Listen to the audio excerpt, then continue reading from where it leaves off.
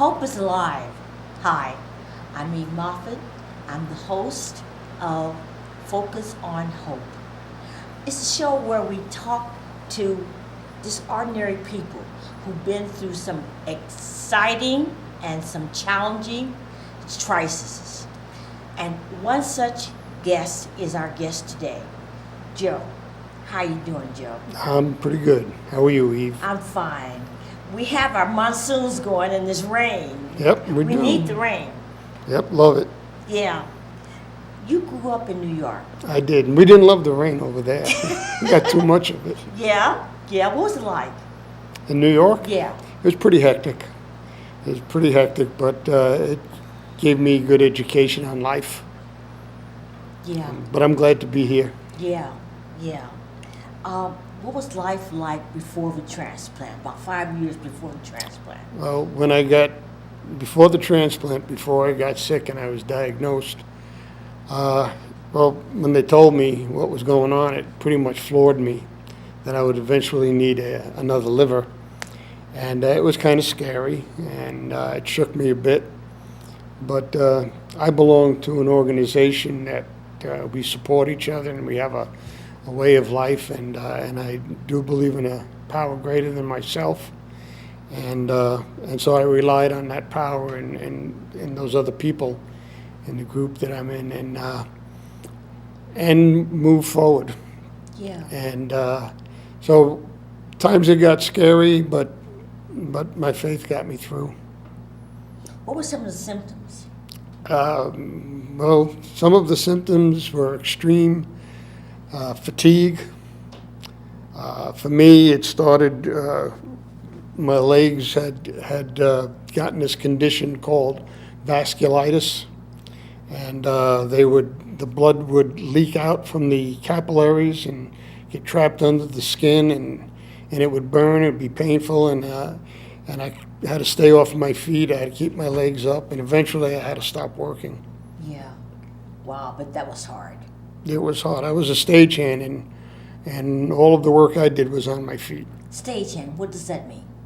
I worked in the theater and TV, backstage, and depending on who I worked for, I was either running lights, follow spot, or moving scenery, or setting up props. Okay.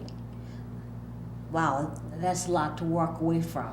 It was. Yeah. It was. So you were housebound? No, I wasn't housebound, but I was able to get around a bit. Yeah. Wasn't totally housebound, no. Okay. So the first organ transplant you had was the liver. Was the liver. Tell me about that. Well, I'll tell you this part of it. When I wasn't sure that I wanted to do everything that was required of me. I wasn't sure I could do. It seemed like a lot, and it was a lot. I got my transplant at the Mayo Clinic, and part of that deal was they want to make sure that they're not wasting a liver on someone and wasting an organ on someone. And so they want to make sure that it's going to be paid for. One thing, that you're going to be able to afford the medication afterwards, that you're willing to do what's required, that you have the help that's going to be required. Wow. And there's a whole list of things. It was quite a curriculum of criteria. So you weren't sure if you wanted to go through it. And I wasn't sure. It seemed like a lot. Yeah. Oh boy. What was the name of the famous ball player? Mickey Mantle. Mickey Mantle. Yeah. And he wasted someone else's He organ. wasted his, and then he wasted somebody else's. Yes. And they wanted to make sure that you weren't going to do that. Right. And so, not being sure, I remember I got a phone call one night, and it was midnight on a Sunday, and it was the Mayo Clinic, and I hadn't even known that I was that far up on the list, and they wanted me to come down. They said they had a liver for me. And we rode down the freeway, and all the way down, it's about an hour and a half ride from here to the Mayo. And all the way down, I was thinking, I don't want to do this. I don't want to do this. I don't know if I want to do this. Yeah. I can't do this. And got into the Mayo at about 2 o'clock in the morning, and they told me it wasn't going to happen until about 7 in the morning. And then about 6:30, a doctor came in and said, this may not happen. And I was kind of disappointed at that point because now I was ready. And when he came in and said it's not going to happen, they didn't like the liver that they pulled out of the cadaver. I was like, what do you mean? I'm ready. But I do know today that was, God needed to know, and he needed me to know that I was ready and willing to do whatever it took afterwards. Yes. And so from that day forward, I knew that I was ready and willing to do what it took. Yes. And then it finally happened, eventually happened. My son donated part of his liver. I had a living donor. My son, I call him my hero. He saved my life, and we have a wonderful relationship together today, and just love the heck out of him. I bet you do. Hey, Just. Now, how long after the liver transplant did you have the kidney It transplant? was 3 years later, and I was I had the liver transplant in July of '04, and I believe by January, February of '06, I was diagnosed with renal failure, end stage. And I never did go on dialysis. I talked the doctors out of it, and somehow I managed. But I was sitting in my backyard one day, and I was just feeling kind of down, and I wasn't sure, once again, that I wanted to go through it. I was just tired, and I was just, okay, God, just take me home. I'm ready. But I was sitting there on July 7th, 2007, the 3rd year anniversary of my liver transplant. And I was sitting there and I was thinking, wow, I can't believe it's been 3 years. And at that time, the kidney transplant list was 3 years long. Wow. And when that thought came to me, I can't believe it's been 3 years already, it hit me. 3 years from now, I'll be sitting here saying, I can't believe it's been 3 years. So I just said, okay, God, I get the message. And I said, I'll go ahead with it. And it happened very quickly. 5 months later. 5 months? 5 months later, I had just, they were trying to get me on the list. And they would tell me, okay, tomorrow your case goes before the board, and no problem. We don't see any problem. You should get on the list. And they called me up the next day and tell me, oh, we need this and this, and that happened 2 or 3 times more. And finally, December 7th, I got a phone call, and they said, I have good news for you. You're on the list. And my attitude, my thinking was that every day that I'm on the list is one day that one day less I'll have to be on dialysis, because I figured eventually I'll have to go on dialysis. And I asked, well, as of when? And they told me as of yesterday, December 6th. Okay.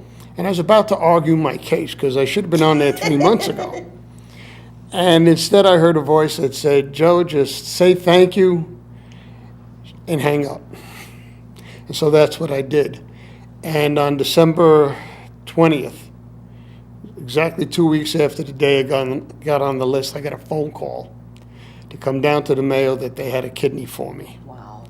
And I said, are you sure? And they said, do you want it? I said, yes, I do. And I never did go on dialysis. And I know that my higher power just needed to know one more time that I was willing. Yeah. And he needed for me to know that I was willing. Yeah. What was your, why did you object so much to dialysis? Sorry? Why did you object so much to going on dialysis? I'd seen my father on dialysis in the hospital, and it just wasn't pretty well. Actually, the real deal was it was spring when the doctor told me he wanted me to go on dialysis. Summer was coming, and at that time I would take my horses up to Flagstaff to a horse camp up there and ride. And I knew that dialysis was 3 times a week, 5 hours a day, and that would kind of put a damper on my camping. So I told him, I can't go, I got to take my horses camping. So he got on board with me, and he had me come in once a month and had me agree that if A, B, or C happened, that, I would come in and go on dialysis. And A, B, or C never happened, That's good. and I never had to go on dialysis. That's good. How long was the recovery time? The recovery for the kidney was very quick, very quick. It started working hours later. I was out of the hospital in 2 days. Christmas Day, they released me. And about either December 26th or December 27th, my wife and I went for a walk, and I wound up walking 4 miles. I overdid it a little bit, but I felt good. That was a piece of cake for me. Yeah. Now which one was the kidney was easier to recover from than the liver? Yes. What did you have? Did you have problems after the liver? I did have some problems after the liver. I had some problems with my legs. They blew up, and they had to put me back in the hospital. After a week in the hospital, I came out. As a matter of fact, I went back in on my birthday because the only way that they could get rid of all the fluid in my body was to give me certain medications, which they were going to have to monitor me on every few hours. Wow. So they had to put me back in the hospital. Plus, when they found some cancer in my liver when they took it out, Wow. and they dissected it. They found some cancer that never showed up before. And so I went for some mild chemo treatments after that. And I'm in a Transplantation medical journal, Wow. my claim to fame, before this, of course. Yeah. And thank you. What patients are more susceptible to infections? You're more susceptible to infections than the average person. Yes, because I take anti-rejection medication that lowers my immune system, so that my immune system doesn't attack the foreign organs. Yeah. We were talking about a mutual friend of ours who recently went to the hospital. Right. Yeah, and you helped him a lot. And you were exposed to maybe catching some kind of disease or something, some kind of virus. Yes, he had a staph infection, and I didn't know it. But I'm okay. That's good. Okay. Now you said that you had hepatitis. Yes. Tell me about hepatitis. Well, I had hepatitis C. There are at least 3 different kinds that I know of. And this particular one is a blood disease. And I don't know if it's an autoimmune disease in itself or it caused an autoimmune deficiency in me. But it can wreak havoc in a person's body. And I believe that for different people, it wreaks different havoc. And eventually, for most people, will attack the liver. Yeah. And scar up the liver, which is what cirrhosis of the liver is. Okay. Now, did your decision to move to Arizona have anything to do with your illness? No. That's good. No. That's good. But what happened was, actually, and I came from New York, and they have great hospitals in New York, and they have some of the best. But, once we got out here and I had started going to the doctors out here, only then did I find out that the Mayo Clinic was in Phoenix. And I knew the reputation that the Mayo had, and so I was very happy about that. I figured that's why I had to be here. Okay. How can individuals donate their organs? Well, I believe that the easiest way is probably through the motor vehicle department. I know that you can have something signed. There's a sign-up form at motor vehicles. I'm pretty sure probably any hospital. Google it. Yeah. You were going to tell me a story about your horse before. I'd like to hear the story about your horse. Which one? The story, we're run out of time. We've run out of time, and you were going to tell me. Oh, well, I think what you're talking about probably is the fact, we came to Arizona. My wife had always had this dream about having a horse ever since she was a little girl. And we liked horseback riding. We did a lot of horseback riding back in New York. And I thought that would be a pretty good idea. And in fact, I had a dream when I was a kid that I've forgotten all about. My favorite Saturday morning TV Western was a show called Fury, and it was about a horse, a black stallion, who belonged to a boy named Joey. Yes. And the background of the series was that Joey was actually a foster child, and Peter Graves played his father. Peter Graves from Mission Impossible played his father, and it was just Joey and his foster father, and Joey had this stallion that came to him, and he was the only one that could ride him. And for me, my father wasn't around when I was a child. My parents were split up. There was,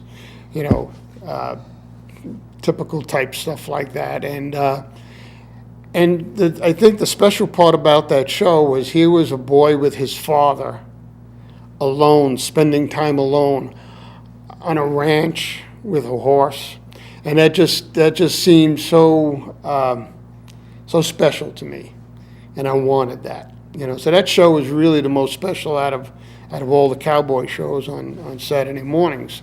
And so when I got my wife got her horse first, and we went and looked at my horse, and actually I wanted a Tennessee Walker, and I wanted one that was spotted.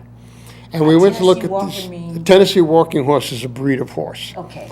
And my wife already had a Tennessee Walker, and they're great horses. And I wanted one, and when I found out that they come spotted, that's what I wanted. And so we went looking, and somebody told us about people selling two horses. One of them was a spotted walker. So I went down and looked at the horse, and it turned out that it wasn't a walking horse.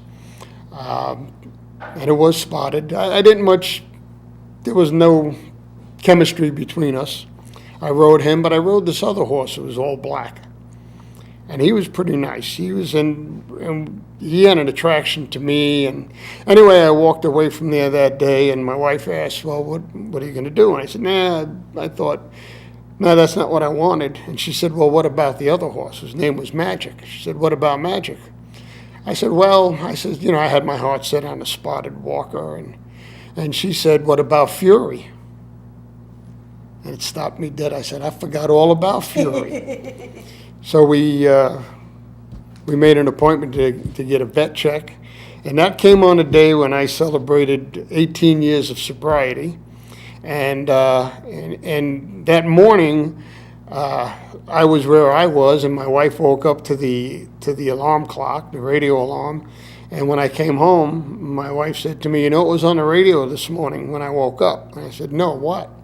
She said, do you believe in magic? And I said, well, that's it. If the vet says he's okay, he's coming home with me. And he did. Wow. How long have you had him? Over 11 years, about 11 and a half years. Wow, it's a long time. Long time. Yes. Yep, was on him yesterday. Great horse. Oh. Great horse. Now, how much medication do you have to take? I'm compared to a lot of other people that I've met at the Mayo and everything, mine isn't too bad. I take for the transplant. Yes. I only take 2 different kinds of medication. Okay. 2 different kinds in the morning, 2 different kinds at night, and they amount to 4 pills in the morning, 4 pills at night. No, that's not bad. So it's not bad. That's not bad. A lot of people take right afterwards is a whole schedule of medication, and then you dwindle it, you whittle it down charts and following charts and all of that stuff till it gets down to, for me, to what it is now. Now, your wife was with you through all of this. She was. What was her most difficult moment? Her most difficult moment was, as I told you, my son was the liver donor. Yes. So the most difficult moment for her was sitting in the waiting room with my son in one operating room, myself in another operating room, and wondering if either or both of us were going to make it. And that was, I think I could say that was the most difficult part of it for her. Yes.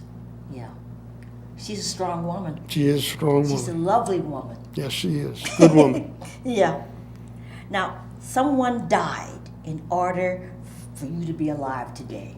With the kidney, yes. How do you feel about that? You know, I'll go back to, well, I don't even have to go back to the liver transplant. Even what was going on when the kidney transplant happened. You know, I'm going to try to remember this as best I can. I remember at one point I started to pray for a kidney, and I stopped dead because I knew that praying for a kidney in that way was pretty much praying for someone else to die.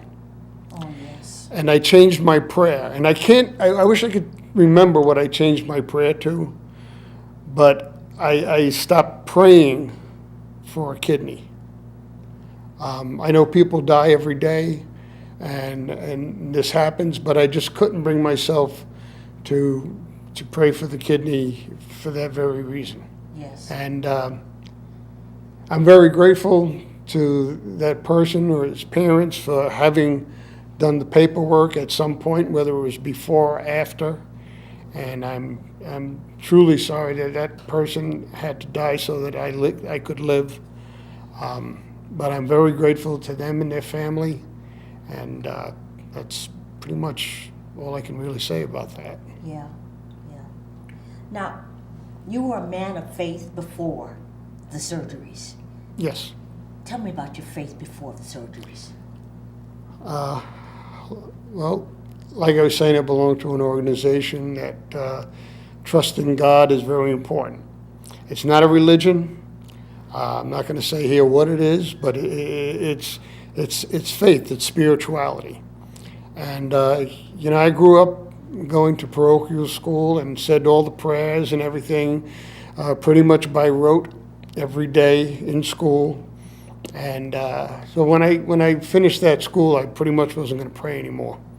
And I went out and I did my thing in the 60s, and I went through the course of beliefs, believing in aliens, not believing maybe. I was an atheist. I was a what's the other one?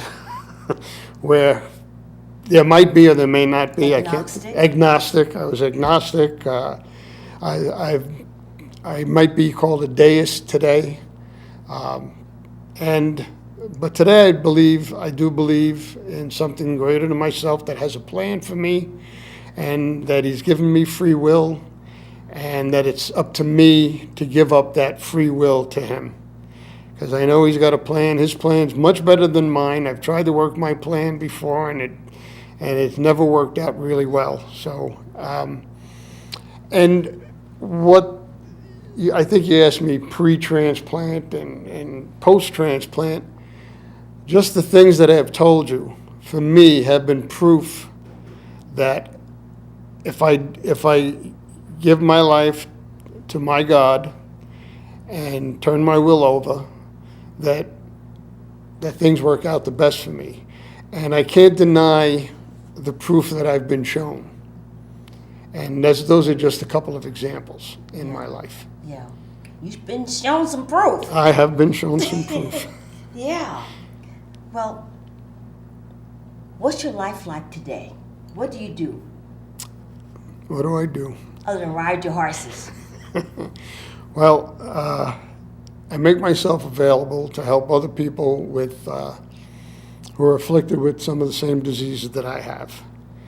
I don't go out searching for them, but I am available. And there's something that I do every morning to make myself available, and then so on through the course day. of the day. Yeah. And once again, I I let him take care of who he puts in front of me or who he needs me to place in front of to do that. Yeah. Well, you're an asset. Thank you. Yeah, you really You are. are too. Thank you. Thank you. Thank you. And is there anything else you'd like to say? Hi, Denise. I was wondering. Hi, Justin. Yes. Love you both. Yes. Thank you, Joe. It's been a pleasure. Thank you, Eve. Thank you for having me. Yes. Thanks for asking. Well, this concludes our show, and I want to thank you and encourage you to join us next time for Focus on Hope.